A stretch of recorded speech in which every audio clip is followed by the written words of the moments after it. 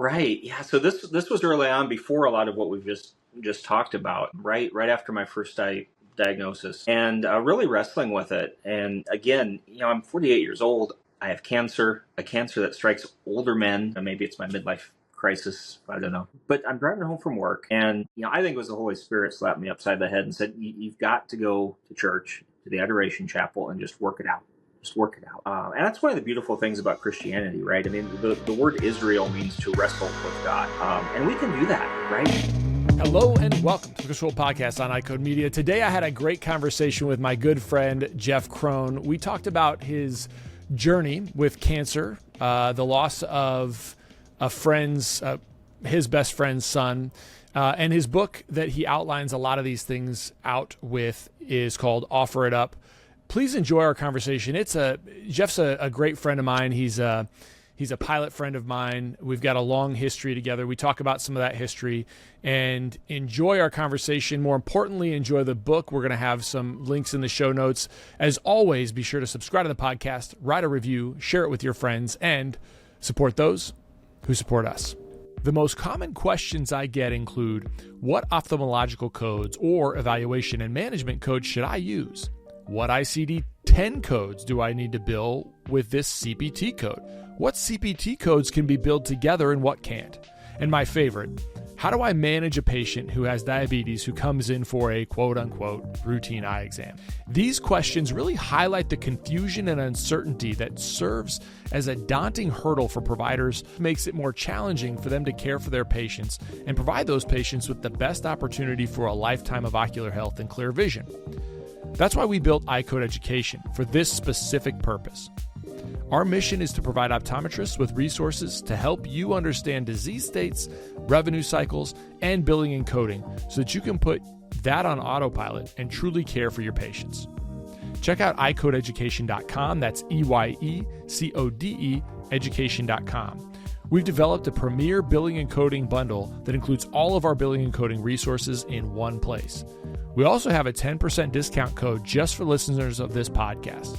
Enter the coupon code EYECODEMEDIA22 at checkout. We'd love to work with you. Check out iCodeEducation.com. Hello, dedicated optometrists. Are you looking for a way to support your patient's vision and overall eye health? Let me introduce you to Vision Edge Pro, a visual performance supplement that stands out in our profession. Vision Edge Pro contains a balanced blend of mesozeaxanthine, lutein, and zeaxanthine in a 10-10-2 ratio. This combination has been scientifically shown to increase macular pigment density, which enhances visual performance, including contrast sensitivity and vision in glare situations.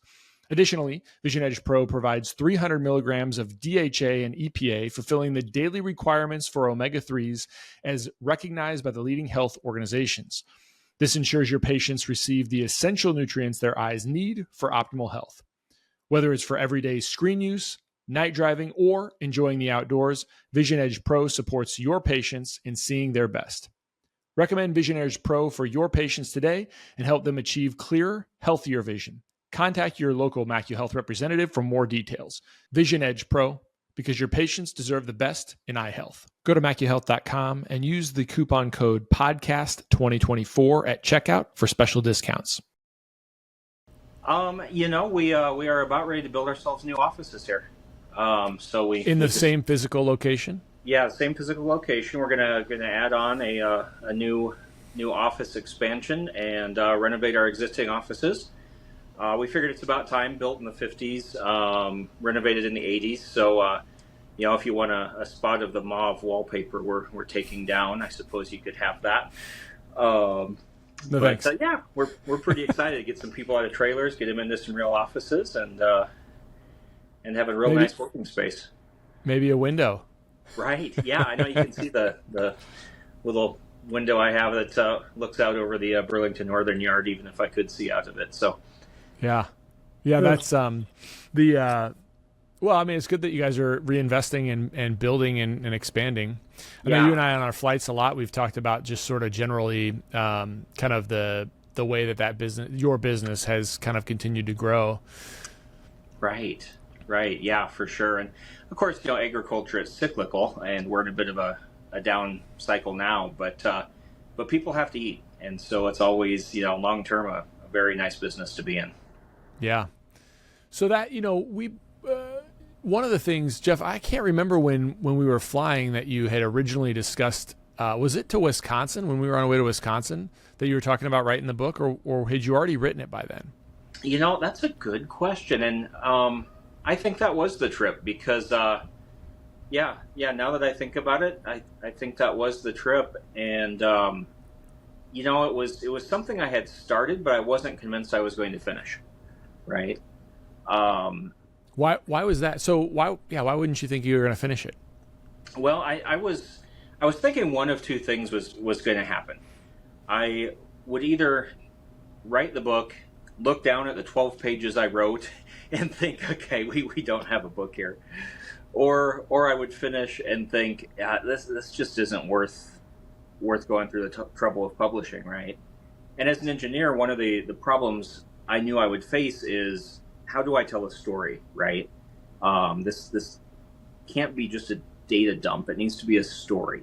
And fortunately, I was able to do that pretty well, I think. But it was always in the back of my mind that the story may not flow.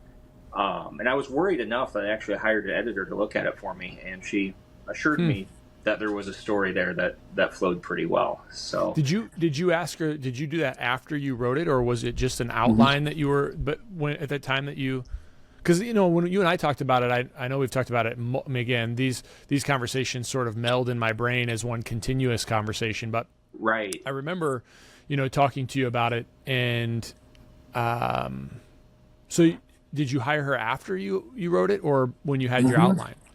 Yeah, I wrote most of it, and then hired her just to make sure that she thought I was going in the right direction with things.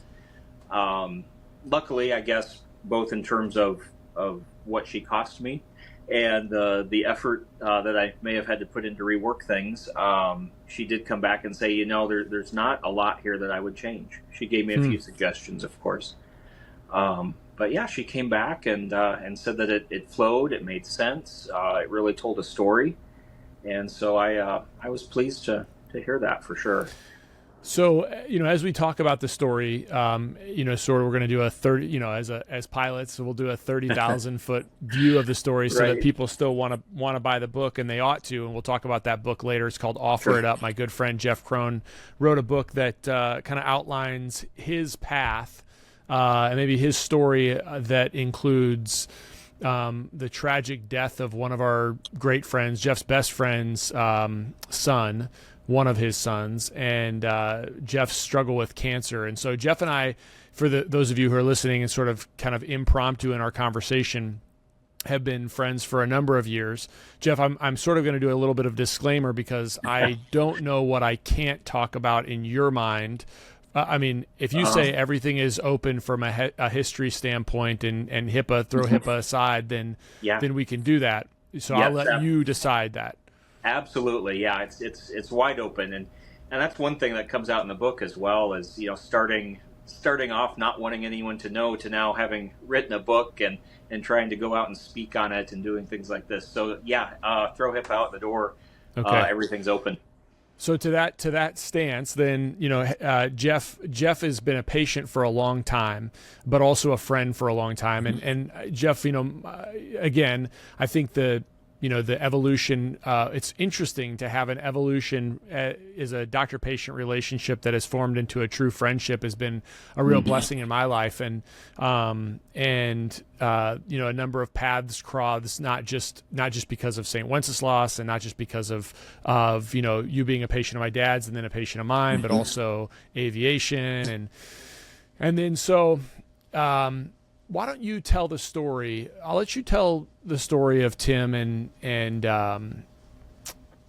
Gus, and then kind of I'll let you tell that sort of origin story, and then let it flow from there. Sure. So I guess without getting too far into the weeds on it, I was at a work lunch, and I got a text from my wife that she had heard that my best friend's son had an accident. And honestly, at the time, I didn't think a lot of it.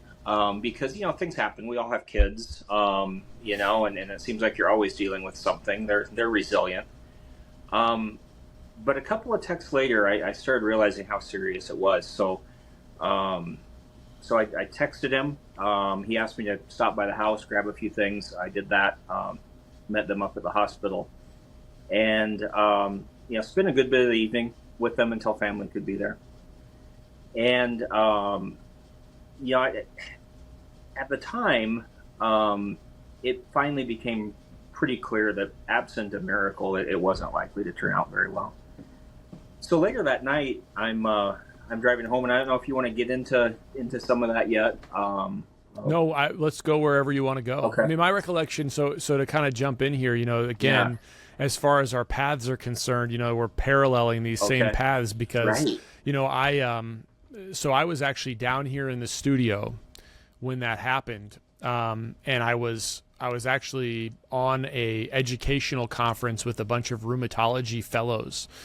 That I was talking about a medication. I was, educating them on the ocular impacts and what we do from an eye care standpoint of how we manage patients on Plaquenil. And so I was doing that, and it's something I do every couple of years for the new fellows that come in.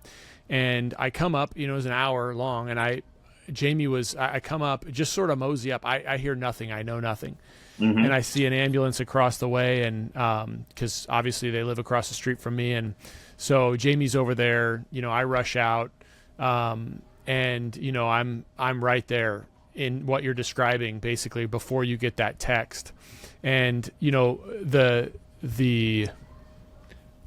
I'll probably not be able to tell this part of the story without breaking up, but needless to say, as sort of this thing goes, as you describe, you get a text, and then it's like, okay, maybe there's some hope, and then, but you're over there and you're watching and you're helping as much as you possibly can, and they take him away in the ambulance, and I get, there was some, as I'm walking back to my house,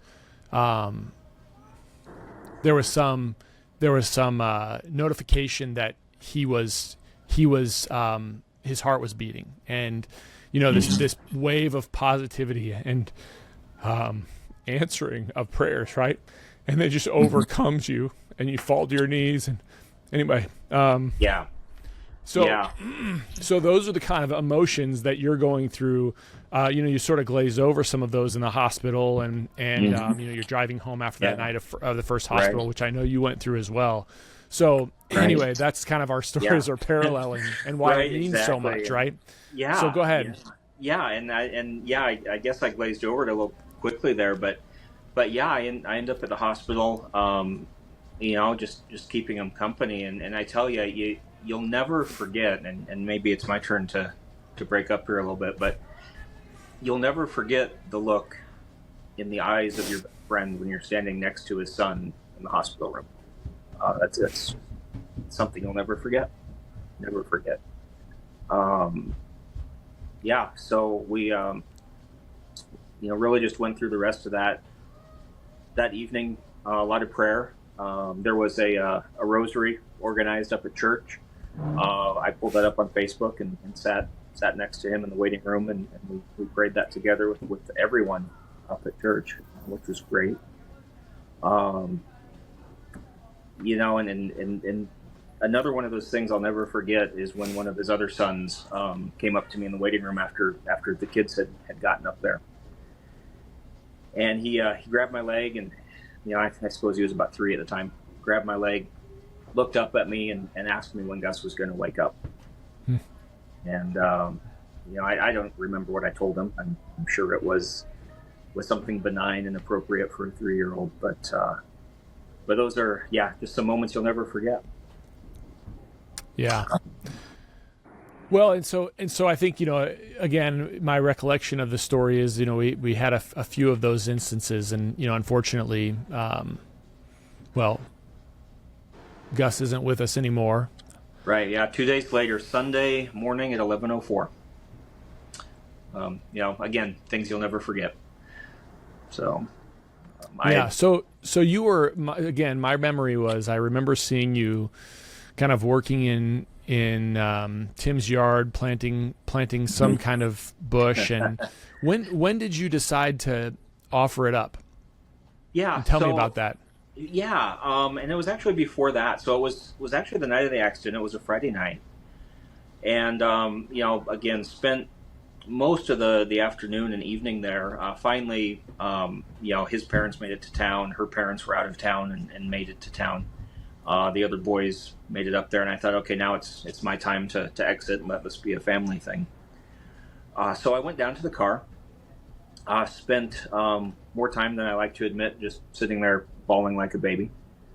Finally was able to start driving home and praying, of course.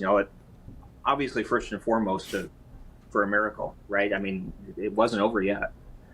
So praying for a miracle. But then I kept flashing back to those thoughts of the look in his eyes, his other son asking me about when Gus would wake up. And I thought, I got to do something. I don't know what I can do, but I've got to do something. And at that point, I thought, God, I prayed, God, give me a cross. Give me a cross to bear for him, because there's no way he can handle probably losing his son alone. And so I prayed that. I prayed for that cross. And then I thought, I can offer up my cancer. And at this point, it wasn't really that big of a deal. I knew I had it, but it was stable. We were just doing active surveillance. It was probably going to turn into nothing. Wait, was it actually an official diagnosis of cancer at that time? It was. So we were just in the active surveillance mode. So they just, because I know we're kind of fast forwarding a few times, but so right. Then what had happened was you were watching your PSA level, and it was kind of first PSA level, no big deal. Second right. one jumped. Right. And then it was going to be, hey, we're going to watch this. Yeah, exactly. It's kind of all intermingled there a little bit. So it was enough to be concerning, which led to the diagnosis, right? But then from that point on, it was very stable. We hardly saw any change at all for about 9 months. And so we were happy with the active surveillance. We figured, it could be a decade or more before we had to worry about it. But I offered it up, and I don't know how much your listeners know about this. You should go a little bit more in depth in that, just for those who aren't Catholic and right. Or Christian. Right. So there's a phrase, and I think it frightens a lot of Catholics who have heard it over and over. Offer it up, right? And it really refers to redemptive suffering. We can unite our sufferings to the suffering of Christ on the cross, and use that as a form of prayer. And just join him in his sufferings, offer our sufferings up, and use that as a form of prayer for anyone or anything.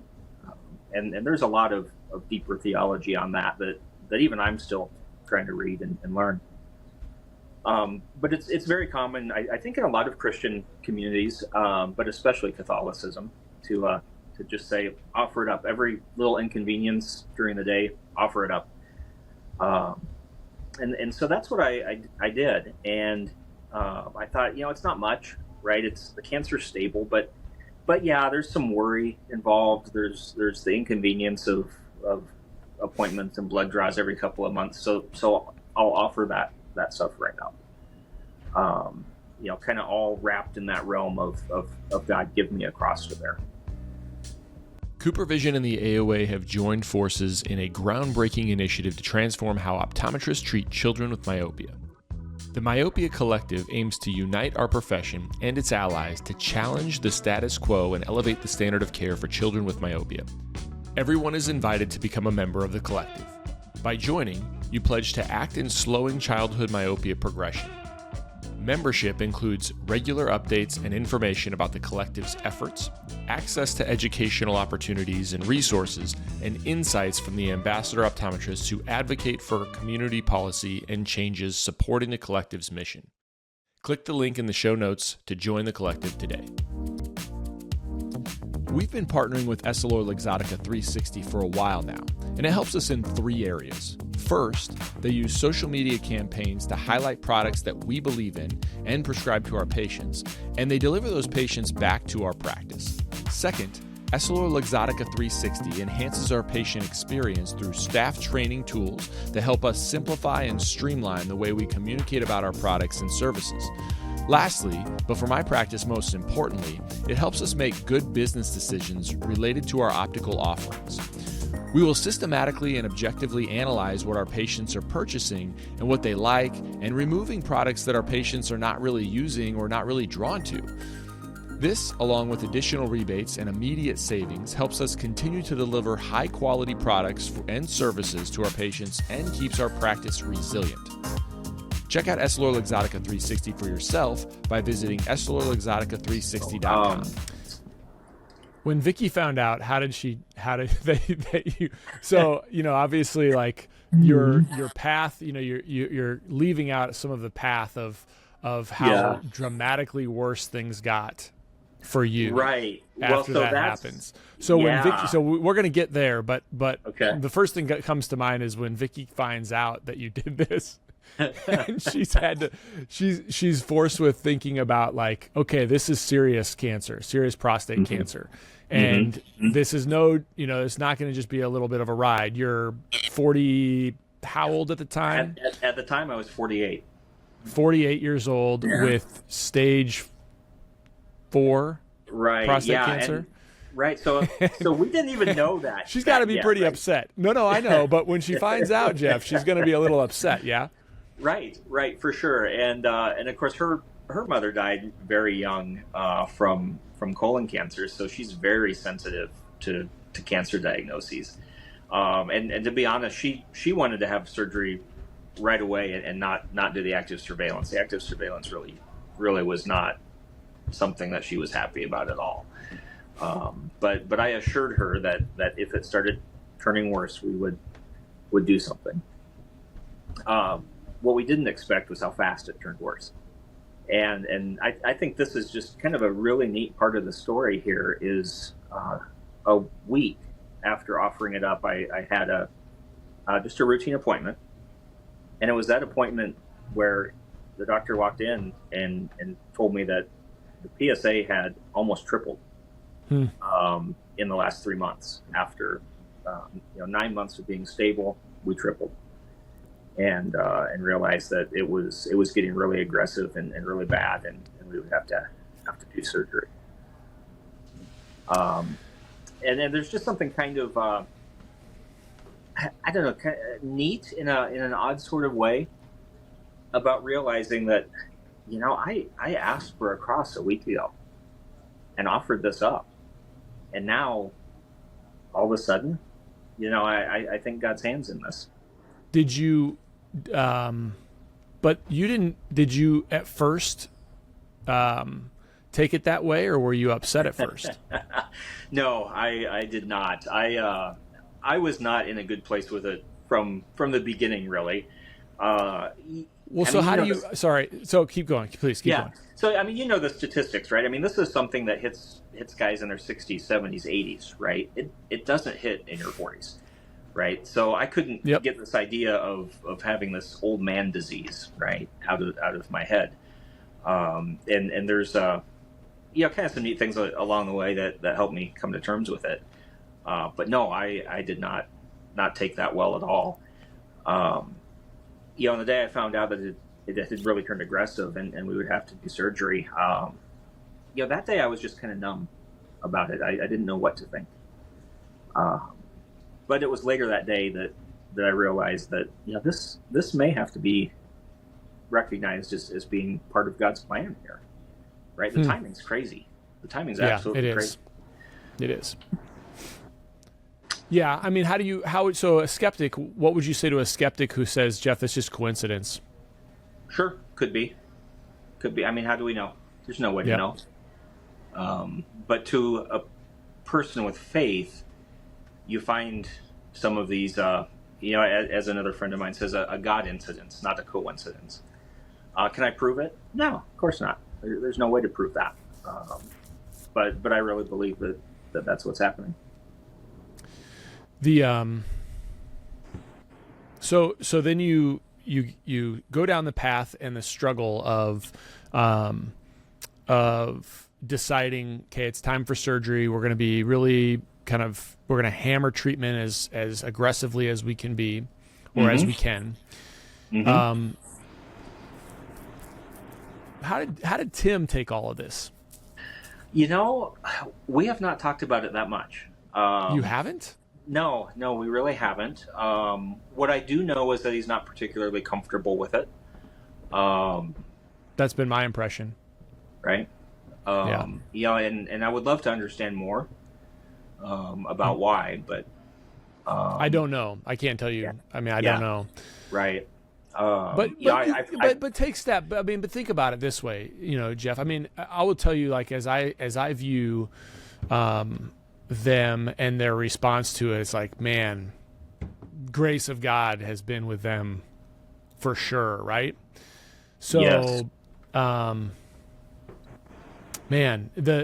So we're coming up on 3 years, right? We're at 2.5 years basically right now. Yeah. Over 2.5 years. Right. So I'm interested. It doesn't surprise me the way, Tim for the listening audience is again, is who we're talking about. It's a good friend of mine.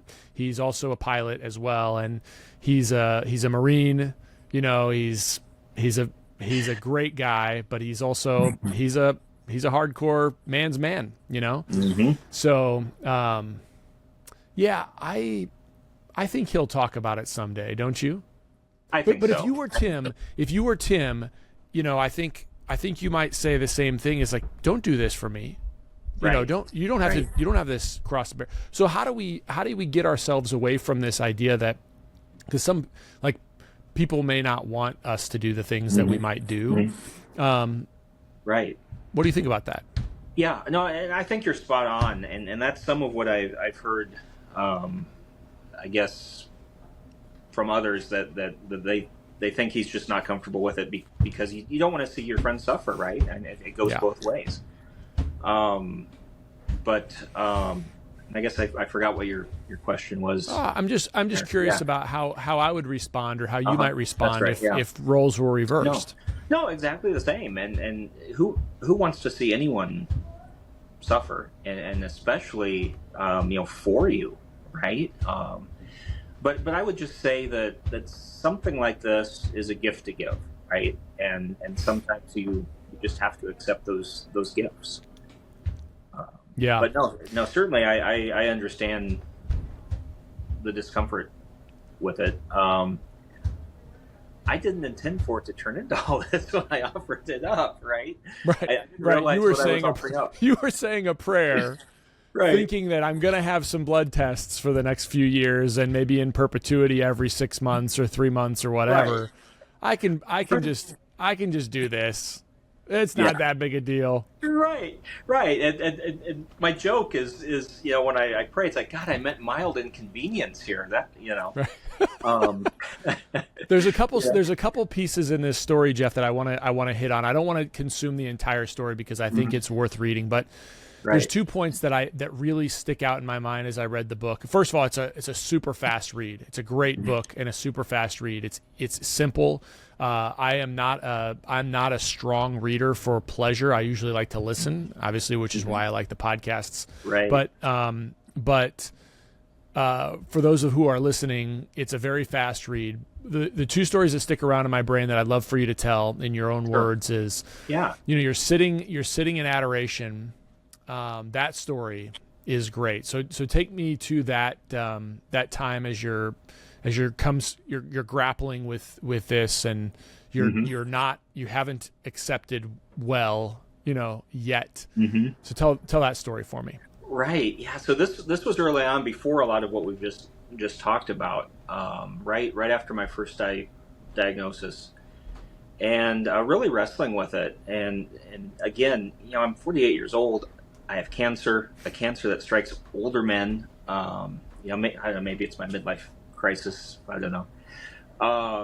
But I'm driving home from work, and I think it was the Holy Spirit slapped me upside the head and said, "You've got to go to church, to the Adoration Chapel, and just work it out.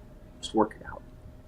And that's one of the beautiful things about Christianity, right? I mean, the word Israel means to wrestle with God. And we can do that, right? We can get down and dirty with God and just lay our emotions out there.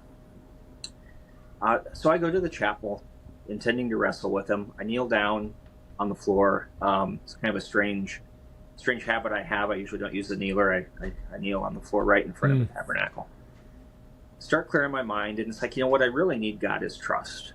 I need to just trust whatever this plan is that you have for me.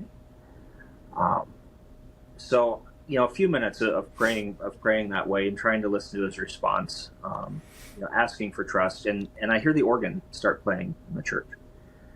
Normally, I love the organ. Anyone that knows me knows that I love the organ. Not that day.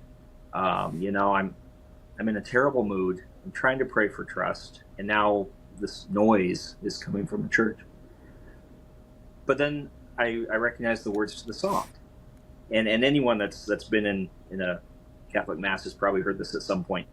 The words were, "Glory and praise to our God, who alone gives light to our days. Many are the blessings he bears to those who trust in his ways." And so within a matter of minutes, there's the answer, right? I mean, I need those obvious answers. God needs to slap me upside the head with something like that song, right? Praying for trust, and there's his line, there's his answer. Did you feel like a sense of peace come over? Did it hit you again? Did it slap you up the side of the head again, or did it take some time to realize? No, it hit right away, and I was practically laughing at it. It's like, oh, okay, this is kind of crazy that on a whim I decide it's time to stop in here, and that he would give such what I thought was such a clear answer to me in such a strange, unique way. So no, I was smiling, almost laughing on my way out of the chapel. Yeah. Those times for peace, those times where the real presence is there and you feel it, right? That it rushes over you and sort of everything just becomes simple. Yeah. Right. Yeah, it does. It changes your focus, and a bit of the story that I didn't end up putting in the book, and I haven't told many people, but that Sunday I was at Mass.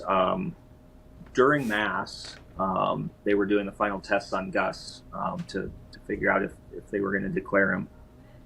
It was 10 o'clock Mass.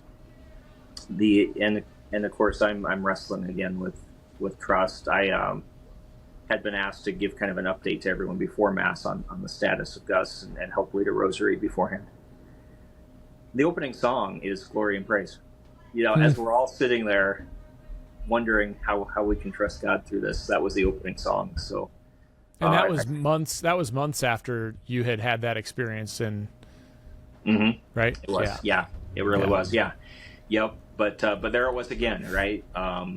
Maybe it's a coincidence, but I can't help but think that was another moment where God knew that we all needed to hear that if we just trust Him, we will be blessed. And it was that was 10 o'clock Mass, so we walked out the door, probably close to 11. 11:04 was when Gus was declared. So, what do you think? So this brings me. Actually, I want you to tell another story. Don't let me forget to ask this next question. But sure, it's sort of just the man story, just the story as a man and a man among friends. I love that story. But and the words you use in the book, I don't know if you took them from somebody or modified them from somebody, but I think about them all the time. But what so I've been thinking of recently, or probably over the last 4 months, I've really been doing some studies and reflections on the Holy Spirit. And one of those that Father Dave Pavanka does is he talks about how, I'm going to butcher this, but effectively, we're not the ones that decide how we're going to respond, so to speak. Like the Holy Spirit is the one that gives us that grace to respond a certain way. Right. So so you didn't do anything special. Does that ever hit you that way? Is like if we believe that the Holy Spirit is the one that illuminates the path for us and actually opens us up to be accepting. It's like, I didn't do anything for this, like good or bad. I've just been blessed. And so what then do you think of that as far as like why some people are open to taking it the way you took it, or some people would shut down and just sort of close off, like, God, how did you do this to me? Right. You know, what are your thoughts about that? I think it comes down to faith, first of all, right? I mean, that's the base. I don't know how people get through tragedies without faith. I really don't. Whether it was seeing how Tim handled Gus, or me handling the cancer. Without faith, I don't know how you get through that. But within that faith, it's the trust, right? You have to trust that God is going to take care of you, that he knows what's best for you, that his hand is in every moment of your life. And even when you don't understand it, you trust. And that's what I struggled with at first.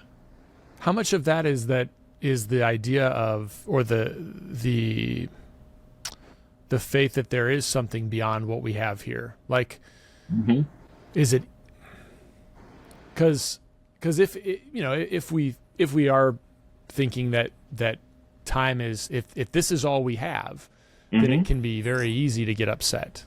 But if it's infinite, then the suffering is such a small piece of everything, right? Not to downplay it, it's not easy, right? But it's such a small piece if you believe in eternity, right? And there's a certain blessing in being able to just say, yeah, I'm ready, whether it's today, whether it's 30 years from now. I'm ready. Yeah. I mean, again, it's just an interesting thought to me of how people can handle these things differently. And I haven't really known too many people who have really gone through that have been my peers, my friends yet. I mean, I'm coming to the age where I'm going to probably see more of our friends, hopefully not, but maybe. So I want to transition a little bit to the final thing that I want to be respectful of your time, and not give away too much of what's in the book, but just sort of a man's story among his friends. And again, my recollection is, I can't remember how far after this was, but I don't know if you had already started some of your hormone therapy or your chemotherapy, but you guys have you all together. You get, and I wasn't able to be around. I can't remember why. I think I was out of town or traveling, but so the story was essentially and I'll let you tell it, but sort of the idea of how men interact with their friends in ways that women do not. In any way, shape, or form. Yes, absolutely. So and I don't know if we've mentioned for the listeners that after surgery, then we found out that it had spread, right? So then we're talking chemo, radiation, hormone therapy, all that. So lots of terrible side effects. But after my first chemo treatment, it was coincidentally that the night of my first chemo treatment, I got the invitation to come over to Tim's place with a bunch of the guys, and you can imagine how brutal it is, right? What's the saying that good friends give you crap to your face and talk nice behind your back? And that's just what men do, right? So all sorts of things from can we use your life insurance money for a party? And then I said, yes, I think you probably need to let Vicky pay off the pool first, but then yes, you can use some money for an epic party. Will you be there weekend at Bernie's style? Can we drag your body around? Yes, absolutely, you can do that, right? The side effects, and most of your listeners are doctors. They know these things. One of the side effects is incontinence, so they started a diaper drive for me. And of course, some of the side effects from the hormone treatments. I think there was even a pool going around for a while betting on my eventual cup size. So It's I think about on Fight Club. I won't go into what they called the guy, but remember right. the guy that had gynecomastia on Fight Club. Right. That was Meatloaf, wasn't it? That was Meatloaf. Yeah, I think it was. Yeah. Anyway, harsh. So harsh. and that's just a taste of some of the things that they said that night, and it got pretty out of hand. I didn't mind it a bit, right? Because as you say, that's how guys show affection. I would be worried if they weren't doing that. But one of the guys actually came up to me the next day and apologized, and I thought, well, thank you, but no need. I think you said it well. You said it really well in the book. It's just the idea that, real friends, good friends, if you're as guys, right? I couldn't imagine my wife and her friends like being just ruthless right. to each other, like in a friendly way. And real guy, good friends, they're going to say the bad things to your face and they're going to talk great about you behind your back. Right. And I love that. Yeah. I love that. Yeah. I do too. So, yeah. And I can only hope that the nice things are being said behind my back, but yeah, that was a lot of fun that night. So Jeff, there's a ton more in this story. Offer It Up. And, for those who are kind of watching, this is the book. I'll put some links in the show notes about where you can find this book. It's absolutely worth the read. There's human stories in it. There's that are definitely worth, and we didn't even cover a small fraction of that story, and I'll leave the rest of it to explore. Jeff, thanks for coming on. Any other parting thoughts, ideas, something I missed that you're really burning to share? No, I mean, we covered a good bit of it. You held up the book, and one of the things that not a lot of people have noticed is the image is actually my arm during my first chemo treatment. So it's I didn't notice that. It's kind of hard to see. It's hard to unsee now. Right, I should have made that a little more prominent, but a bit of humanity in that. No, but really the book is an easy read, like you said.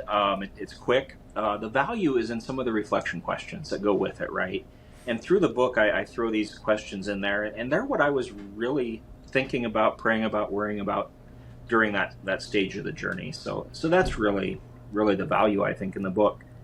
And if you come away realizing three things: that God works in our lives, we just need to open our eyes and see it, right? He's there. And to have been given the grace and the opportunity, the privilege of offering up stage 4 cancer for my best friend as he suffers, that's terrible, but at the same time, it's awesome, right? So look for God in your life every day. Everything that happens, He's there. The second thing is that it takes friends and community to get through something like this, right? So develop those relationships before you need them, right? If they're there backing you up, don't try to do that when you need them. Get that developed early so that it's there, that support's there. And finally, redemptive suffering. It's a lost art, right? Catholics talk about it. I don't know that we're very good at doing it anymore, not like we used to be. So, revive a little of that. Every little inconvenience in your life, it doesn't have to be stage 4 cancer, right? But every little inconvenience in your life, the traffic jam, whatever, think of someone that you love and offer it up for them. It's a real prayer. It really works. It really helps. So. Well, thanks, Jeff Crone. Appreciate you. Yeah, we're gonna go flying soon. To have a chat with you. Yeah, we need to get back up in the air again. I need to shoot some approaches soon. So 7-4 Quebec's got to get out of maintenance. Ooh, those long annuals are never good. Yeah, yeah, for the pocketbook or for the flying skills. Right. Yeah, for sure. Yeah. All right. Well, thank you, Tris. I really appreciate it. Appreciate the opportunity to talk to you and your listeners, and of course, appreciate the friendship. Thanks a lot, Jeff.